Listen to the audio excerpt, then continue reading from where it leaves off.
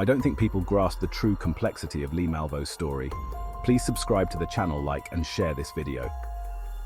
Lee Malvo is a name that evokes fear and curiosity.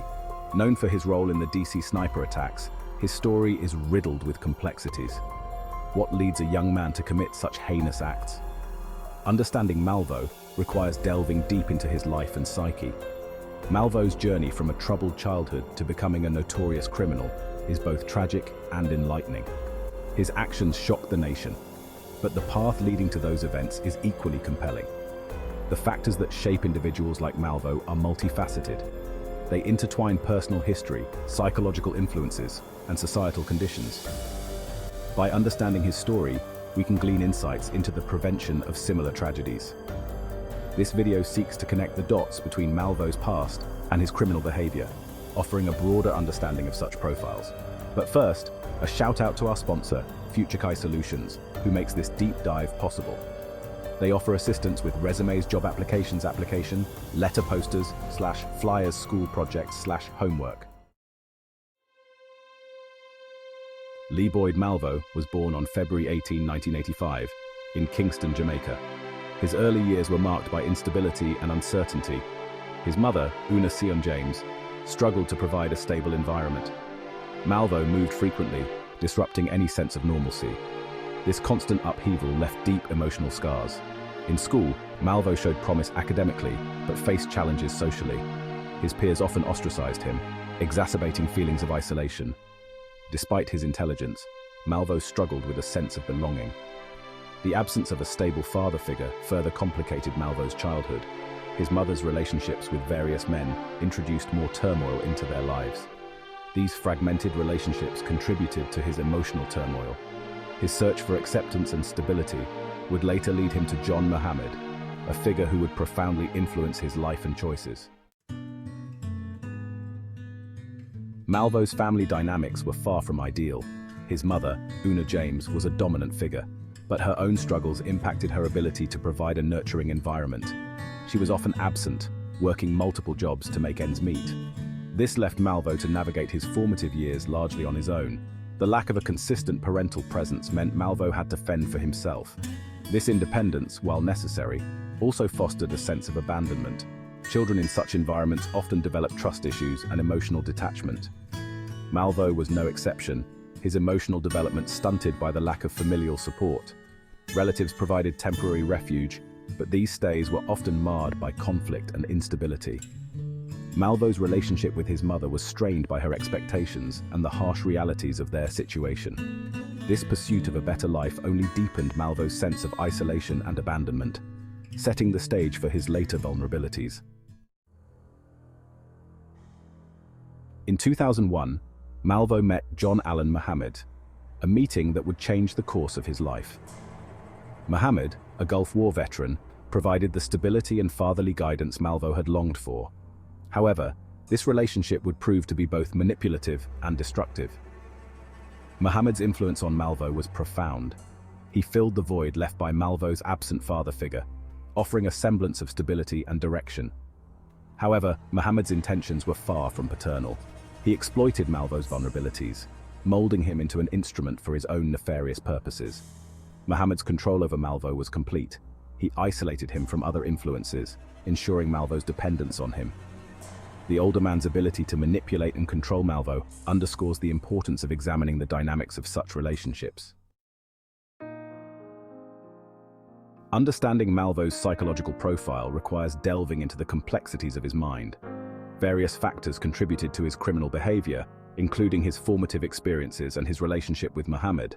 Malvo's psychological state was shaped by both internal and external influences. He exhibited signs of emotional detachment and identity confusion, common in individuals with unstable childhoods. His need for acceptance made him susceptible to manipulation. Muhammad's influence exacerbated these vulnerabilities, leading Malvo down a path of criminality. The concept of coercive control is crucial in understanding Malvo's actions. This psychological conditioning played a significant role in Malvo's willingness to participate in the Snipper attacks. In October 2002, Malvo and Muhammad embarked on a killing spree that would terrorize the Washington, D.C. area. The attacks were meticulously planned and executed, leaving a trail of fear and confusion in their wake. Over a period of 3 weeks, 10 people were killed and 3 others critically injured. The sniper attacks were characterized by their randomness and brutality. Victims were chosen indiscriminately, heightening public fear. The use of a high-powered rifle allowed the attackers to strike from a distance, making it difficult for authorities to track them down. The randomness of the attacks created widespread paranoia. Malvo's role in the attacks was significant. He was more than just an accomplice. He was an active participant. His transformation from a troubled youth to a cold-blooded killer highlights the effectiveness of Mohammed's manipulation. The DC sniper attacks had a profound impact on the nation. They exposed vulnerabilities in public safety and highlighted the potential for domestic terrorism. The capture of Malvo and Mohammed brought an end to the terror that had gripped the nation. On October 24, 2002, they were apprehended at a rest stop in Maryland. The arrest marked the beginning of a lengthy legal process that would scrutinize their actions and motivations.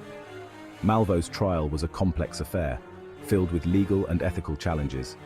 His age and the extent of Mohammed's influence were central to the proceedings. The defense argued that Malvo was a victim of manipulation, while the prosecution emphasized his active role in the killings. The trial highlighted the difficulties in balancing justice and compassion. The jury found Malvo guilty, and he was sentenced to life without parole. The verdict sparked debates about juvenile justice and the extent of criminal responsibility. Malvo's case became a touchstone for discussions about how society deals with young offenders who commit serious crimes under coercive influences. Since his conviction, Malvo has spent his life in prison, undergoing significant personal transformation. Incarceration provided him with the opportunity for reflection and education. Malvo has expressed remorse for his actions, acknowledging the pain and suffering he caused. Malvo's time in prison has been marked by efforts to understand his past and the forces that shaped his behavior.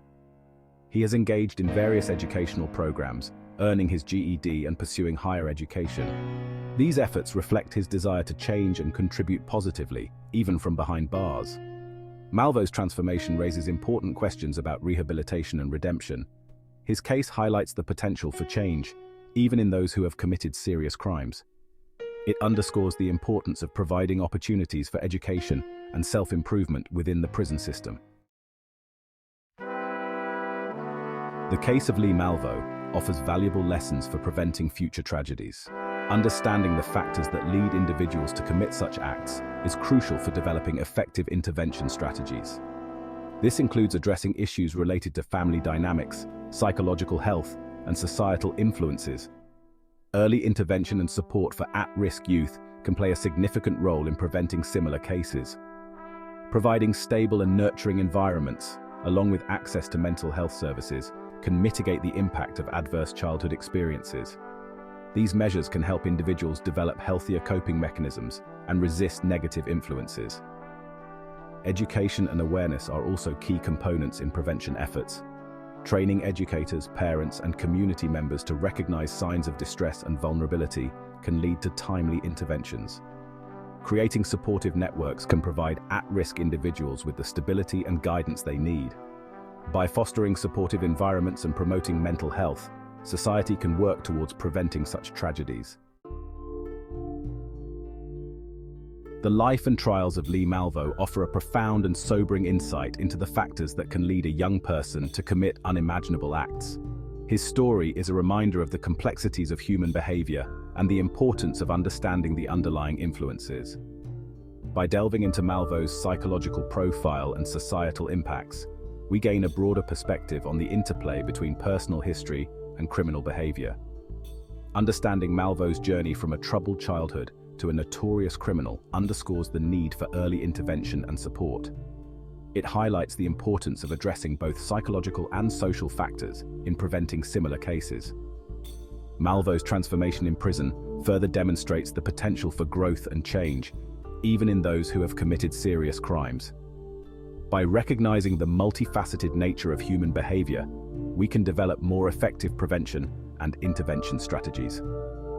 The lessons learned from Malvo's life can guide us towards a future where fewer individuals are driven to such desperate and destructive actions.